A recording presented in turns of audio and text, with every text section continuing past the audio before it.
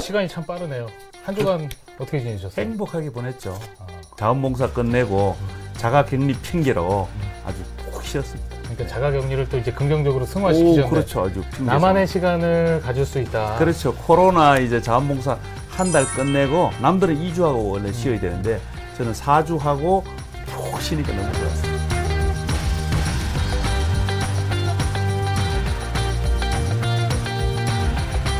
이름 잘 진 것 같아요. 이제 감성 하시니까 되게 생각이 긍정적이세요. 네. 자, 오늘 또 뉴페이스가 왔습니다. 자, 취재 요정 김신혜 기자 자리했습니다. 환영합니다. 반갑습니다. 환영합니다. 바꿔야 될 것 같아요. 진짜 맞아요. 이 매주 새로운 이렇게 컬러를 이렇게 내보내 주시니까 저 막내가 감사합니다. 왔습니다 이번에. 오, 그래.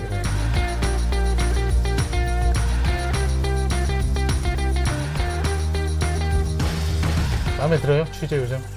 그냥 늘 이미지상으로 맨날 요정 이렇게 하니까 여기 와서도 요정까지 해야 되나? 잠깐만 이거 뭐죠? 우리가 뭐 들은 이미지. 거지? 아 이미지도 요정인데. 본인 스스로 그렇게 얘기해도 됩니까?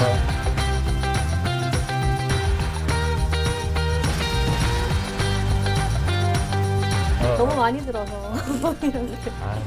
좀 해주지 그랬어. 오늘도 저도 원래 모르게 우리 속옷을 스스로 하잖아. 원래 질문 우리 폭격기가 맞는 것 같아요. 늘 이렇게 질문을 많이 하는 스타일이라서 하나하나 짚고 넘어가서. 아 그럼 어쩔 수 없이 별명 바꿔야 되겠다. 내가 취재 요정 해야지 뭐. 잘 어울리세요. 잘 어울리세요.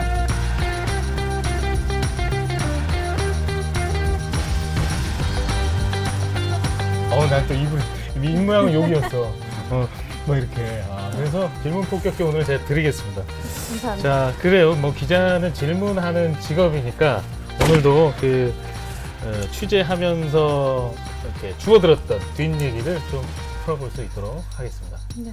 거침없는 기자들의 취재 뒷얘기를 들어봅니다. 대구경북 기자회견 본격적으로 시작합니다. 만 18세 유권자를 대상으로 한 선거교육은 당초 선관위와 연계해 학교에서 별도로 진행할 예정이었지만 코로나19로 영상과 자료 제공으로 대체됐습니다. 선거운동 시작을 알리는 출정식. 후보 대부분이 도심 속 합동 출정식이 아닌 충혼탑 참배로 대신했습니다. 귀청을 울리는 요란한 선거송도, 유세단의 흥겨운 율동도 없습니다. 후보가 지나간 자리는 직접 방역도 합니다. 21대 총선 유세가 본격적으로 시작이 됐습니다. 예전과는 좀 풍토가 많이 달라졌는데 초반부터 지금 격전지는 굉장히 선거 캠프 비롯해서 뜨겁습니다. 우리 감성 아재님이 먼저 네.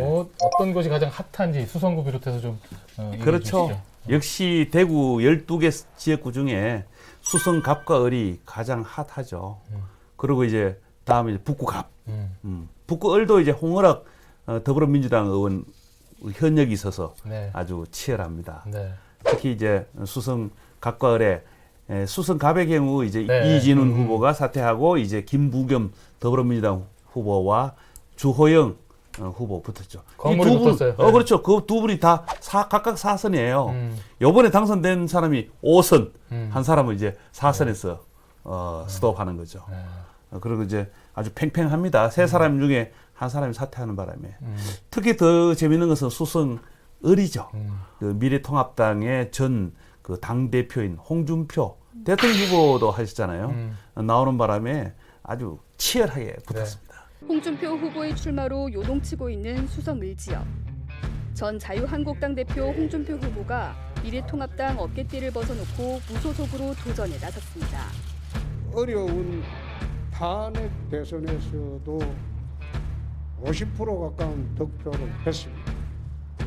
그래서 이번에 득표 목표는 51%로 잡았습니다.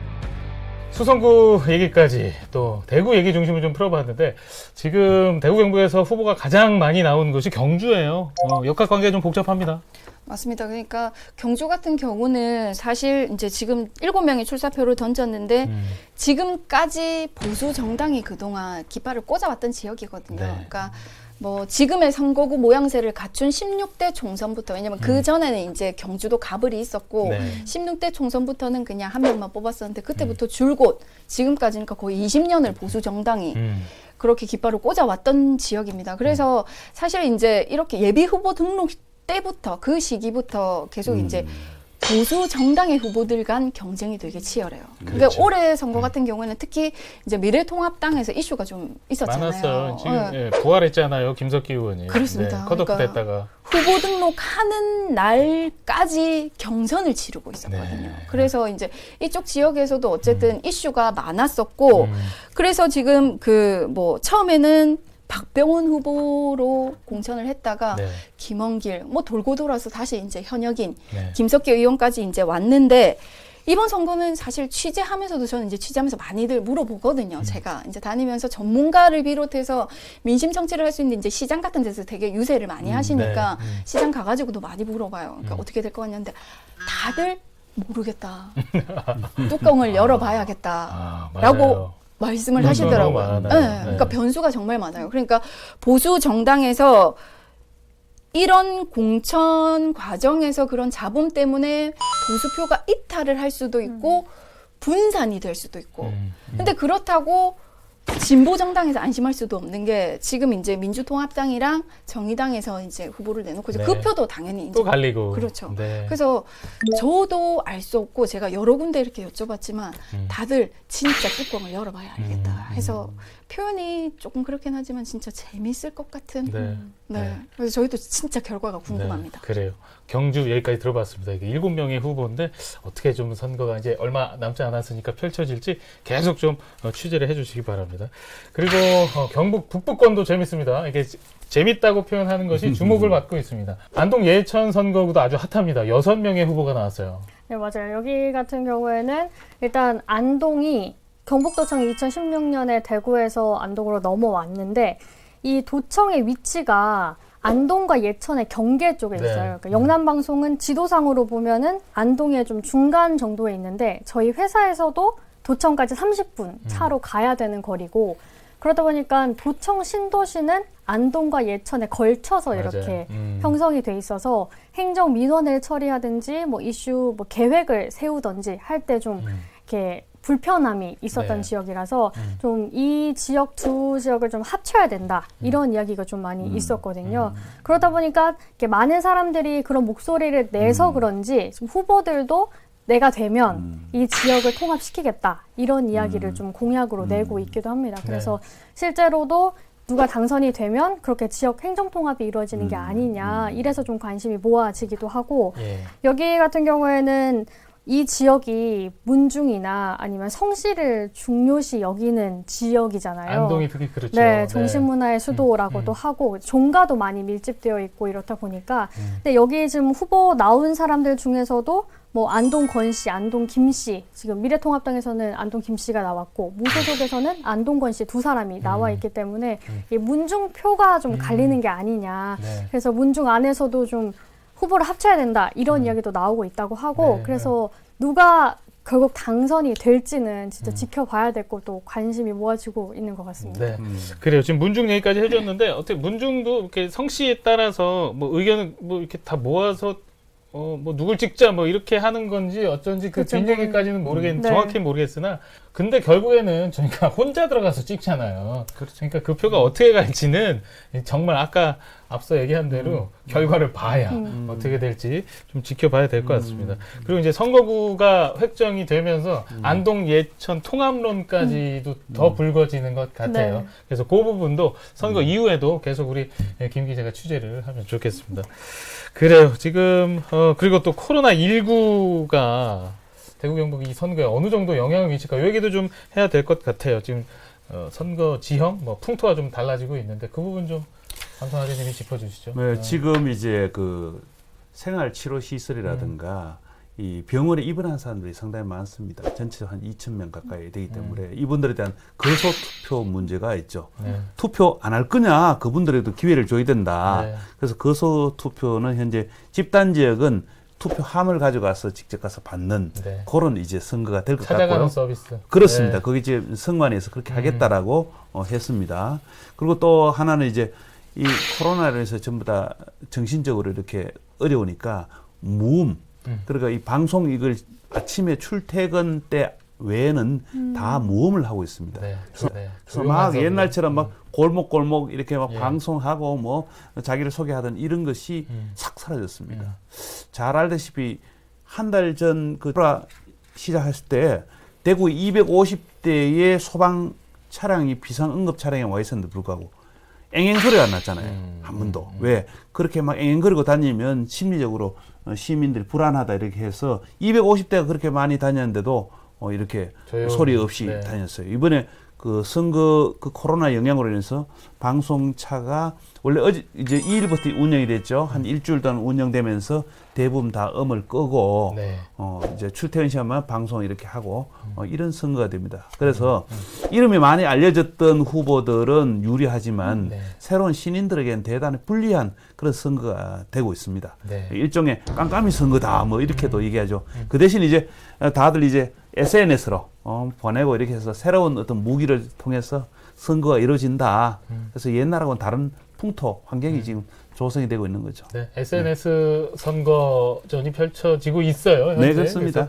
그래서, 더 강화될 것 같은데 네. 우리 박 근데 기자. 그것도 지역마다 되게 다른 거예요. 그러니까 그 유권자들의 연령층이 어떻게 되느냐에 따라서 후보자들도 선거 전략, 유세 전략을 그렇게 세울 수밖에 없을 것 같기는 한데 대구는 그래도 젊은 층이 많아서 네. 뭐 미임 유세라든지 그런 게 가능할지 모르겠지만 저도 사실 근데 이번에 코로나 때문에 경북에서도 좀 조용한 선거가 되지 않을까. 이번엔 정책 대결이 되지 않을까. 예를 들면 그냥 뭐 토론회 중심으로 간다든지 대면 선거가 조금 선거 운동이 불가능하니까 그런 걸 이용하지 않을까라고 생각을 했어. 근데 선거 운동이 시작이 되면 저희도 이제 당연히 첫날은 이제 4월 2일이었죠. 그날 첫날 분위기를 취재할 수밖에 없는데 이건 조금 약간 감이 안 서는 거예요. 코로나19로 인해서 분위기가 어떻게 될지. 근데 제가 생각했을 때는 그래서 정책 선거로 간다면 사실 저희가 가장 흔하게 볼 수 있는 게 유세 차량 같은 거잖아요. 그런 거에도 영향이 있지 않을까 싶어서 유세 차량을 하는 업체들에 전화를 한 3군데 정도 돌렸는데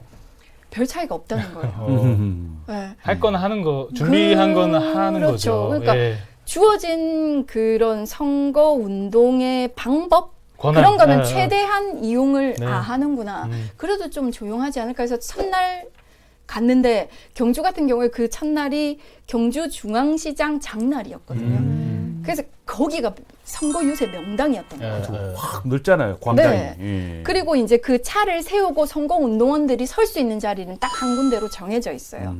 그래서 처음 그 후보자의 유세를 시작으로 각 정당마다 거기다 줄을 서서 유세 차량이 줄을 서서 다음 순번을 약간 대기하는 그래서 이 차가 빠지고 그 다음 차에 누가 들어올 거냐 가지고 약간 차들이 경쟁 같은 걸 하다가 제가 그날 본 것만 2건의 접촉 사고도 봤었어요. 아, 사고가 나요. 약간 그 중앙시장 앞에 삼각주가 있어요. 이렇게 맞아요. 예, 아시는, 섬처럼 네. 교통섬이 잘 있어요. 아시네요. 맞아요. 교통섬에 서로 되려고 하다가 그래서 제품 빠져나가야 되잖아요. 일이 맞습니다. 들어와서. 그러니까 이 접촉 차가 사- 빠지면 나머지 이제 들어올 사람들이 한 2팀 정도 대기를 하고 있으니까 두 후보 정도가 그러니까 그 두 후보들이 어쨌든 유리한 자리를 차지하려고 하다가 이제 그날이 첫 이제 유세 차량이 나오는 날인데 바로 이렇게 약간 접촉 사고라 하면 유세 차량끼리 접촉 네, 사고. 맞습니다. 그러면은 이거 어떻게 번호표를 뽑아야 되나요? 해결 방법 뭐가 있을까요? 그래서 그날 뭐 어쨌든 그분들끼리 잘 해결이 되신 것 그렇죠. 서로 같기는 모험이 한데 들어있으니까. 근데 뭐 똑같았어요. 떠들썩하고 유세 차량 뭐 돌면서 똑같이 로고송 이렇게 하고 그래서 저는 조금 아쉽기도 하고 어쩔 수 없구나. 왜냐하면 경주 같은 경우는 소멸 위험 도시로 꼽히기도 했었거든요. 그러니까 유권자들이 나이가 많으니까 자발적으로 찾아가서 SNS나 이런 거를 통해 가지고 잘 찾아보시지를 않으세요. 그러니까 아직까지 60대, 70대가 주류를 그렇죠. 이루니까. 아직까지 이 선거 방식, 유세 방식이 통할 과거의 수밖에 방식에? 없구나. 네. 네. 전통적 네. 방식으로 이어갈 네. 수밖에 없구나. 없어요. 예, 아. 그래서 이제 어느 정도 거리를 두고 연설도 할 수 그렇죠. 있으니까 네. 접촉 사고는 더 이상 안 일어났으면 좋겠네요. 예. 그 밑에 참모진들의 좀 합의를 해야 돼요. 시간이나 뭐 이런 걸 좀 후보별로 좀 합의를 해서 이렇게 돌아가면서 공평하게 하면 어떨까라는 생각입니다. 뭐 또 덧붙일 얘기 있어요? 아닙니다. 눈빛이 또 그냥 있는데. 첫날이니까 다들 이제 왜냐하면 첫날이 중요하잖아요. 그렇죠. 뭔가 뭐든 처음이 중요하잖아요. 그렇죠. 그러니까 처음에 자기가 이제 그런 명당에서도 이렇게 먼저 하려는 어차피 뉴스 시간은 정해져 있어서 누가 먼저 하든지 간에 저희는 번호대로 보도를 할 수밖에 없거든요. 네, 네. 근데 약간 그런 게 있긴 기싸움 같은 게 있긴 있더라고요. 현장에서는. 물론 시작도 중요한데 끝도 중요합니다. 시작만 좋은 자리에서 연설했다고 당선되는 건 아니거든요. 그러니까 끝까지 다양한 방식으로 좀 정책 선거 내 정책이나 공약을 잘 알리는 그런 선거가 됐으면 좋겠는데 우리 김 기자가 여기서 제일 젊으니까 유일하게 20대거든요. 그죠? 저 40대고 30대고 취재 요정. 20대입니다. 저는 뭐 50대로 해주세요. 그리고 깎아드려? 아이, 그러니까 지금 다양한 세대가 있는데 SNS를 가장 잘 많이 하고 네. 또 제일 잘 알 것 같아요. 어떻게 선거하고는 어떻게 좀 접목이 될까요? 예전에는 이제 선거하거나 하면은 이제 오프라인으로 많이 했었으니까 그리고 저는 온라인에 좀 익숙한 세대이기도 하잖아요. 그래서 이런 흐름이 정말 당연한 흐름이다 이렇게 생각을 하기도 하고 또 SNS나 이제 뭐 이렇게 영상, 유튜브나 이런 걸 통해서도 좀 많이 접하기도 하는데 취재를 저도 이제 경북 북부 쪽에 있으니까 시골을 좀 많이 다니잖아요. 네. 가보면 정말 다르더라고요. 그러니까 저는 익숙한데 이분들이 생각하는 건 전혀 다르잖아요. 모르니까. 그리고 후보들도 초선 후보 같은 경우에는 자기를 알리는 게 정말 중요한 시기고 또 코로나 때문에 안 그래도 알리는 게 지금 힘든 시기였는데 SNS나 문자로 이렇게 홍보를 하려고 했더니 어르신들이 뭐 페이스북을 하나 인스타그램을 하나 그런 게 아니잖아요. 네. 그러다 보니까 너무 답답하다 이런 얘기도 좀 하시더라고요. 네. 어떤 후보 같은 경우에는 공보 문자를 보냈는데 이게 공보 문자인지도 모르시고 왜 전화했냐 이러면서 다시 전화가 오는 어르신도 있었대요. 그러니까 이게 좀 제대로 온라인 홍보가 이 어르신들을 대상으로는 아직까지는 앞서 말씀하신 네. 것처럼 좀 적당하지는 아직까지는 좀 네. 적응이 안 된 것 같기도 하고 또 아직 후보자가 몇 명인지 누가 나왔는지 이런 것도 모르시고 있더라고요. 지금 선거 정보가 아까 좀 미흡하기도 하고 어르신들에게도 전달이 잘 안 된다는 측면이 있었는데 18세 이제 첫 선거를 하는 일부 유권자들 18세 가운데 일부 유권자들도 정보가 별로 없는 것 같아요. 맞아요. 그래서 그러니까 저는 뭐 아까도 말씀드렸지만 뭐든 처음이 되게 중요하다고 생각을 하거든요. 그러니까 코로나19도 저희가 처음 겪어보니까 여기에 대해서 어쨌든 처음에 대응을 잘해야 나중에 같은 일이 발생했을 때도 충분히 이제 대응할 역량이 생기는 건데 마찬가지인 것 같아요. 올해 처음으로 이제 고등학생이 어쨌든 투표를 하는 건 올해가 처음인데 그래서 저희도 사실 기대가 되게 많았거든요. 취재를 하면서도 이 학교에서 어떤 교육이 이루어지고 이 학생들이 어떤 생각을 가지고 있을까 사표가 되지 않도록 말 그대로. 그래서 뭔가 제대로 된 교육이 이루어지길 바랬었는데 계속 계약이 미뤄지고 학교에 가지 않고 하면서 이 사실상 이 유권자들에 대한 첫 유권자들에 대한 교육이 다 온라인으로 이루어지는 거예요. 그래서 사실상 제대로 되지가 않고 있거든요. 네. 그래서 지금 이 친구들이 전국적으로 한 52만 명? 그게 전체 유권자 수 대비하면 1% 정도밖에 안 되기는 해요. 근데 그렇다고는 하지만 사실 무시할 수 없는 표거든요. 그리고 이제 그 연령층에서는 엄청난 그 세대를 대변하는 표기도 하고 그래서 이게 좀 제대로 반영이 됐으면 하는데 하필 코로나19가 좀 겹쳐가지고 좀 아쉬운 면이 있습니다. 그럼 누가 교육을 해야 되겠습니까? 학교. 그러나 학교에서는 지금 학교를 가지 못하니까 당초에는 이제 4월 6일 날 개학하면 그 교육을 하리라고 생각했는데 그 교육이 다 무산돼 버렸죠. 그럼 이제 기대할 수 있는 거는 부모인데 부모들이 이제 자녀들인데 뭐 억누르거나 어떤 것을 그 담을 쌓고 누굴 찍으라고 하는 것보다는 어떻게 분별할 것인가, 후보를 어떻게 볼 것인가, 선거 투표를 왜 해야 되는가 이런 원론적이고 원칙적인 문제를 부모들이 밥상머리 교육을 제대로 해주면 효과가 있을 것 같아요. 되게 집에서 이렇게 정책 토론 같은 거 하면 되게 재밌을 것 같아요. 저도 이제 지금 이제 그렇죠. 너무 애기들이 어리긴 하지만 진짜 이런 처음 우리 애들이 이제 투표를 할 나이가 됐는데 이게 어떻게 하는지 학교에서도 교육이 좀 불가능한 상황이고 하면 막상 생각을 해보니까 되게 재밌을 것 같죠?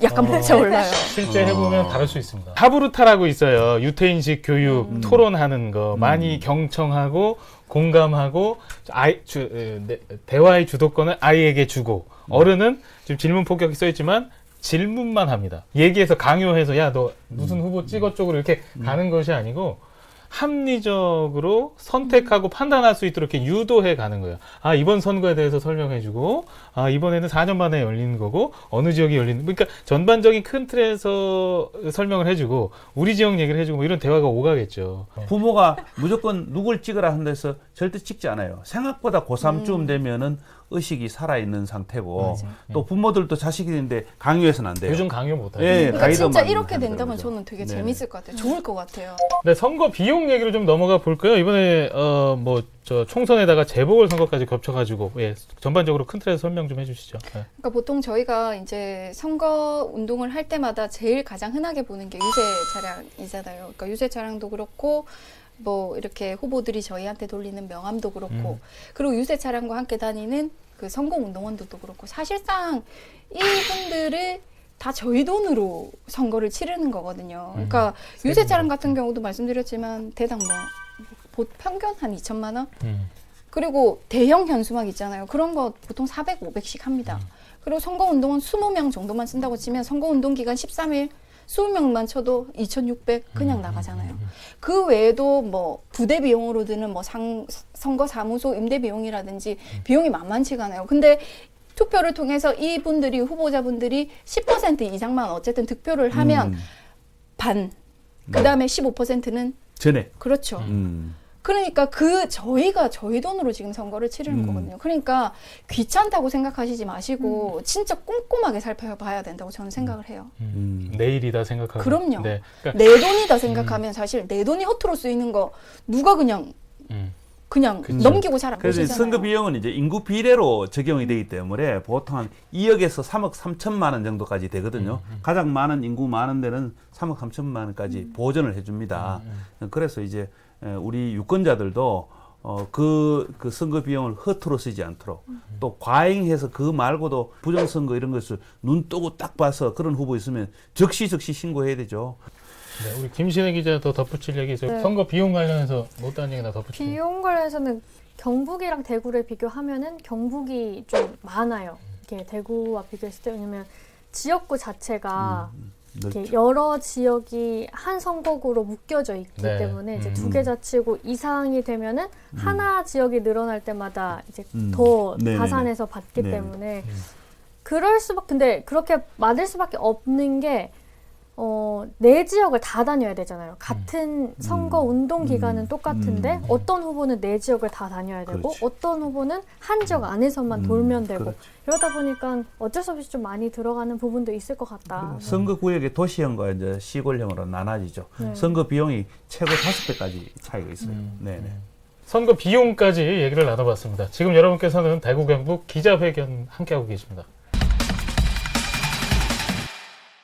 뭐 전국에서 총선 4.15 총선이라는 건 다 알지만은 지금 이번 선거와 같이 재보궐선거도 58군데다 있다는 거예요.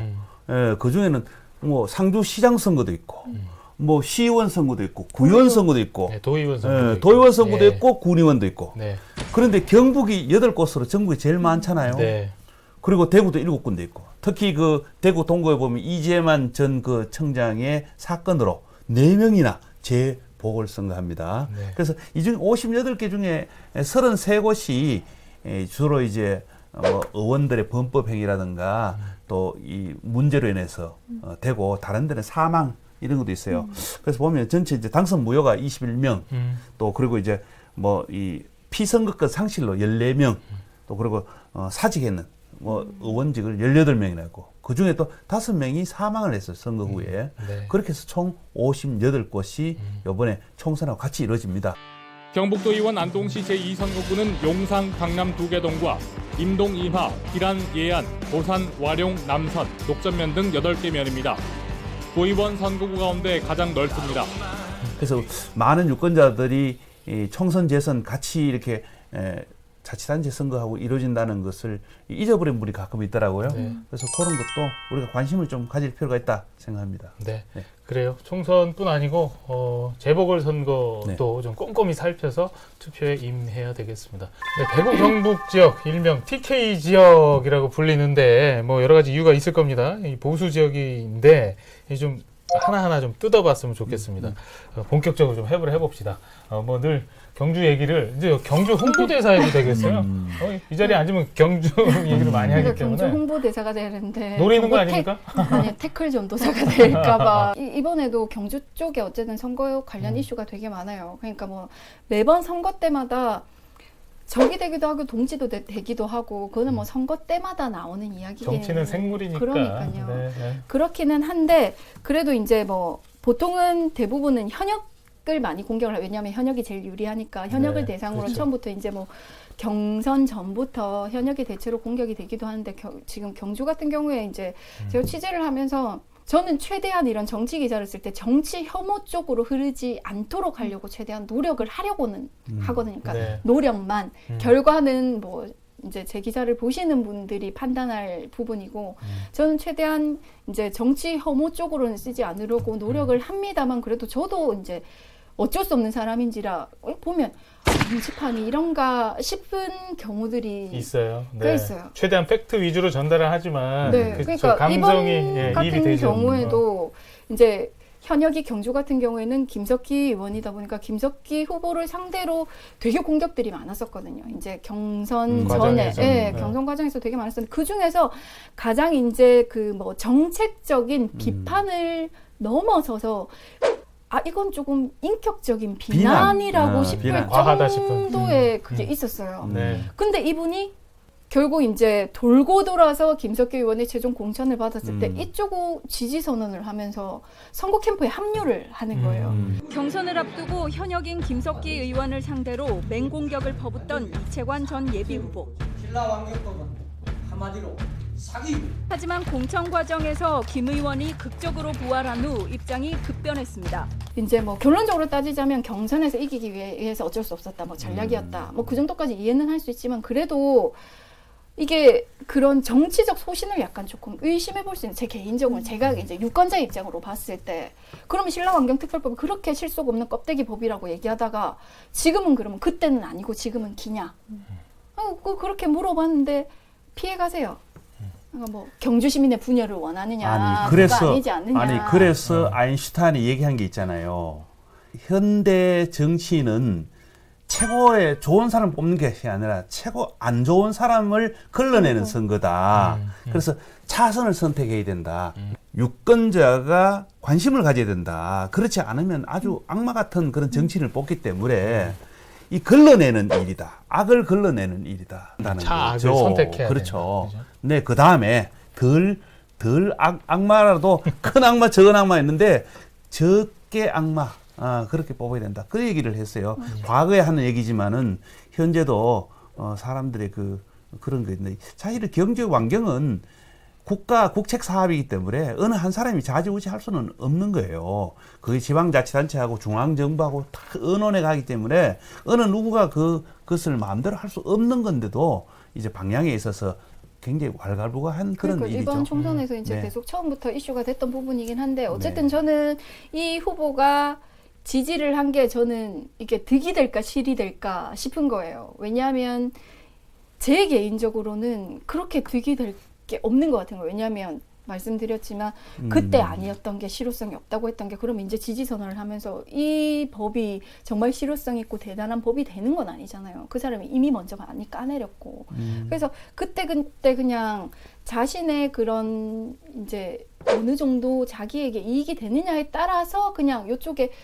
붙었다라고 소위 붙었다라고 사람들이 인식을 하면 오히려 표가 조금 떨어져 나갈 수도 있지 않을까. 비난에 가까웠고 뭐 이렇게 뭐 그런 수준이었다. 이게 정책보다는 정책을 지적하기보다는 그런 말씀하셨는데 그러니까 결국에는 누군가를 내 뜻에 동조시킬 때 이게 감성을 자극하는 경우가 많은 것 같아요.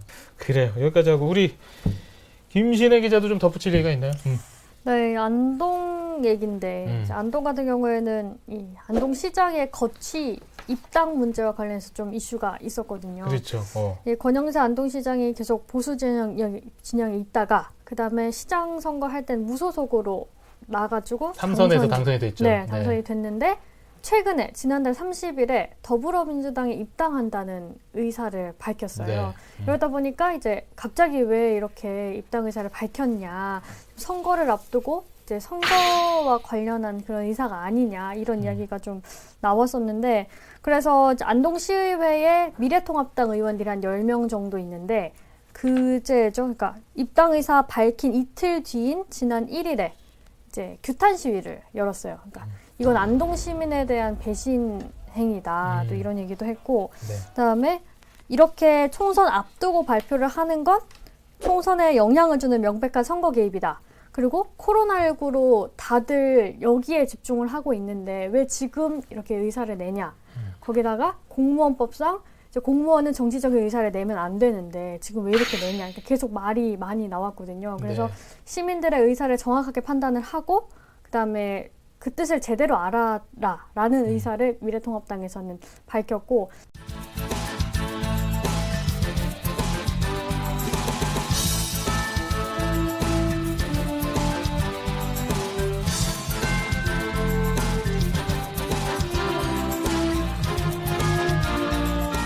안동 얘기를 좀 해봤는데 지금 시의원들도 굉장히 반발했는데 대부분 이제 통합당 의원들이고 시장이 이제 민주당 쪽으로 간다고 하니까 반발할 수밖에 없는데 그러면 그렇죠. 이제 보수의 색깔을 갖고 있던 시장이 보수 당적으로 2번의 시장을 하고 무소속으로 나와서 또 당선이 됐는데 이제 민주당으로 가냐 이런 좀 비난이 있습니다. 그러니까 보수 지역인데 민주당으로 이렇게 이적을 한다고 하면 더 어떻게 보면 이렇게 반발이 좀 있는 것 같은데요. TK 지역의 보수성에 대해서 우리 감성 아재님은 오랜 시간 여기 계셨으니까 취재를 하셨으니까 한 말씀 좀 해주시죠. 근데 대구 경북이 그러면 지금처럼 보수 지역이었나? 그렇지 않아요. 아, 그래요? 60년도, 70년도는 철저히 야당이었습니다. 그때는 거의 야당 후보들로 채워졌죠. 대구의 상징은 민주당이다, 야당이다 할 정도였어요. 그래서 대구 반월당에 가면 그 민주당의 성지라고 여기는 그 대구 그 당사가 지금은 지방 문화재로 보정돼 있습니다. 그만큼 그랬는데 그러면 왜 지역이 보수화되고 하나의 그 당으로 이렇게 굳어져는 30년 동안 대통령 7명이 거의 이 경북 아니면 경남에서 나오다 보니까 이 지역이 하나의 그 아이덴티티로 그때 당시에 여당으로 또 그러고 보수당으로 흘러왔죠. 그러나 이제는 PK에서 났기 때문에 지금 이제는 많이 달라지고 있습니다. 여기도 정서적으로 그리고 발전할 수 있는 거죠. 네, 보수라는 단어의 정의가 이제 젊은 층이나 또 어르신들이 이게 느끼는 바가 좀 다를 것 같아요. 이게 실체는 그대로 있는데 이제 보는 각도에 따라 좀 다를 수 있는데 우리 박 기자는 이 보수라는 개념 좀 어떻게 봐요? 그러니까 보수라는 개념보다 그냥 이 지역의 느낌이 저는 계속 다른 지역에서 있다가 경북 도민이 된 지 아직 1년이 되지 않았거든요. PK에서 TK로 온 거예요. 네네네. 뭐 영남권으로 묶으면 비슷하지만 그래도 그 영남권 안에서도 경남, 경북 사이에 뭔가 갭이 크더라고요.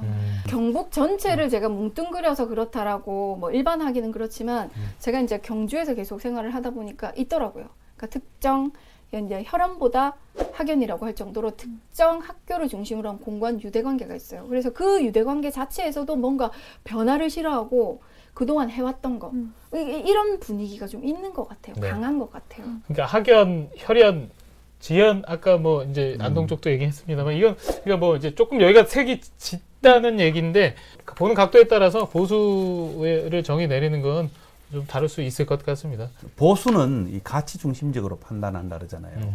그리고 보통 이제 전통이라 그런 것은 오래도록 늘어는 그 문화에서 옆에 가지치기 많이 하고 늘어오는 하나의 중심이 있잖아요. 이런 걸 전통이다, 보수다 이렇게 하잖아요. 그래서 이제 보수들이 그런 하나의 상식과 오랜 시간 동안 다져온 거 이것저것 다 생각해 보니까 그것이었다. 그것에 대한 선입견이 굉장히 강하다는 거죠. 보수가. 그래서 이제 좀 다른 창의적인 거라든가 다른 어떤 길을 제시하면 아 그거 아니다 이거다 이렇게 얘기한다는 거죠. 그래서 이게 잘못됐다 만다 할 수 없는 거죠. 또 예를 들어서 뭐 좌쪽이다라든가 진보 쪽이다 하면은 조금 약간 급진적인 게 있는 거예요. 그거는 어떤 모양이 다듬어지기 전에 앞서가는 거죠. 근데 사람도 20대 때 30대 때는 다 문화적으로 급진적이고 그러니까 보수의 반대적인 성격을 갖고 개혁적이고 개혁적이고 혁신적이고 또 이제 진보적인 어떤 성향을 갖고 있는 거죠. 그런데 이제 나이가 60대 70대 들면은 자식 세대가 이제 들어와서 그 자리에 앉고 자기는 어떻게 과거를 바라보기 때문에 늘 하나의 모양의 정체성이 정해지는 거죠. 그렇게 우리가 봐야지. 어느 것이 옳다 많다도 진보 중에도 선거를 할 때는 굉장히 그 보수적으로 하는 사람이 있고 보수 중에도 선거할 때 굉장히 좀 이게 나가서 진보적으로 하는 사람이 있어요. 사람 성향에 따라 그렇잖아요.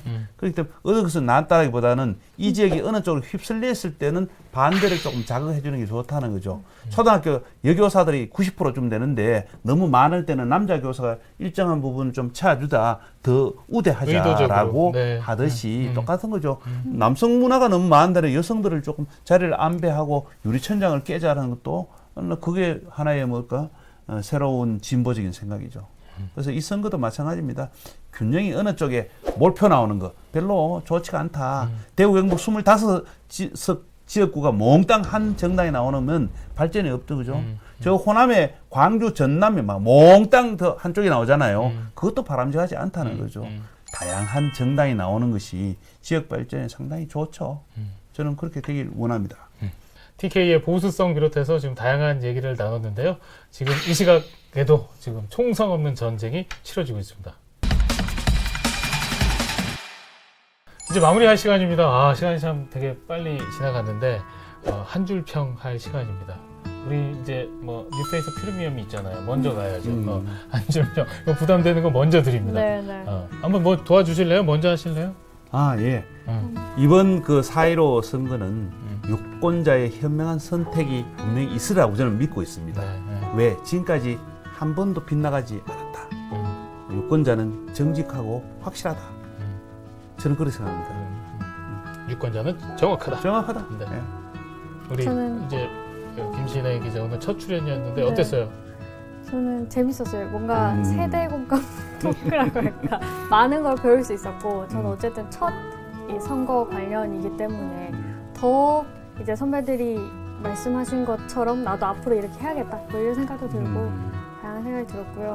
저의 한 줄 평은 실상과 허상을 정확하게 분별하자. 야, 제가 그걸 경험한 주성아? 실상허상을 주성하네. 네. 나 바꿔야겠네. 네네. 네. 좀만 더 덧붙여주세요. 제가 취재를 직접 하면서 유권자였다가 그다음에 이제 기자로서 하면서 가장 크게 느낀 부분이 그 부분인 것 같아요. 그래서 제가 유권자일 때 몰랐던 것, 지금 유권자들도 그럴 수도 있잖아요. 이게 실상인지 허상인지. 그러니까 좀 확실히 분별을 해서 잘 보고 투표를 했으면 좋겠다. 이런 생각이 듭니다. 네, 실상과 허상까지 들었고요. 박 기자. 네, 저는 뭐 매주 좀 식상한 멘트를 하고 있긴 하지만 저는 이번 주에도 그 순간의 선택이 운명을 바꾼다라는 말을 하고 싶어요. 이게 뭐 가장 가까운 시일 내에는 이제 선거라는 게 있긴 하지만 모든 일에 해당이 된다고 보거든요.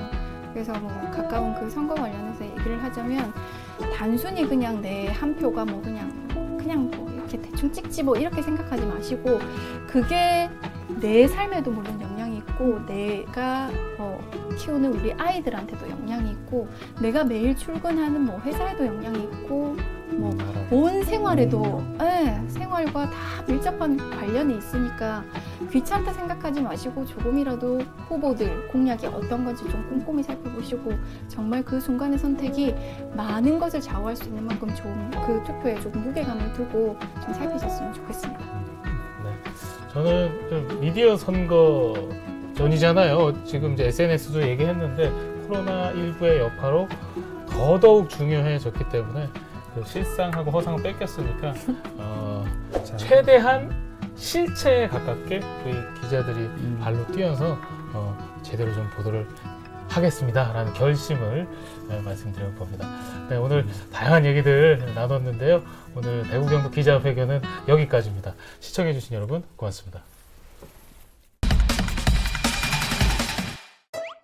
4월 15일 투표 꼭 하실 거죠? 그럼요. 18년을 기다려온 첫 선거니까. 당연하죠. 우리 아기 태어나고 첫 선거니까. 해야죠. 내 사업 시작하고 첫 선거니까. 물론이죠. 은퇴하고 나서 첫 선거니까요. 모두가 첫 선거란 마음으로 정책은 꼼꼼하게, 선택은 신중하게. 첫 선거, 첫 출발! 대한민국은 너무 자랑스러운 나라예요. 자랑스러운 대한민국을 만든 건 바로 우리 국민이고요. 나라에 어떤 위기가 닥쳐와도 애국하는 마음으로 투표하고 힘을 모았습니다. 코로나 바이러스로 모두가 힘들지만 우리 국민은 반드시 이 위기를 극복할 수 있습니다. 4월 15일 우리 대한민국의 미래를 위해 저와 함께 투표하러 가시죠.